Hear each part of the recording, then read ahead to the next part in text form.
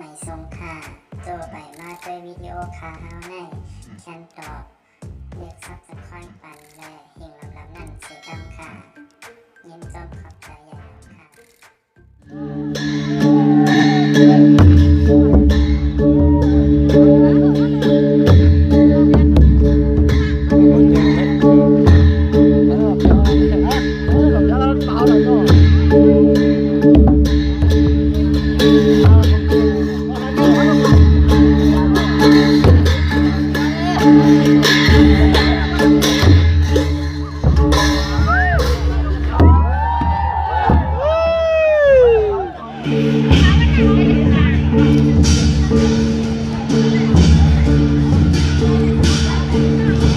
จะหน่อยก็แถมเกลียวนี่แหละ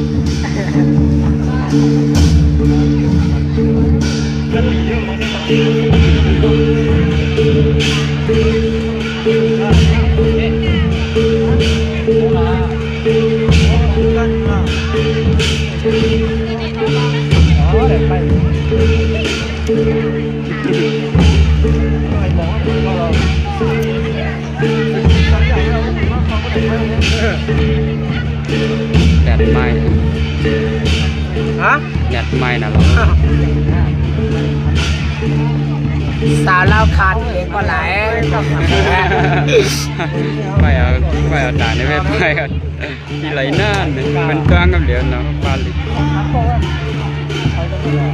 ซื้อใส่ก็ได้กระไรมุดๆกันนะซื้อไหนเดี๋ยววะลูกสาวของเราอย่ามาเตยยาวเลยวะกองนักหนาบนโต๊ะชานักชนก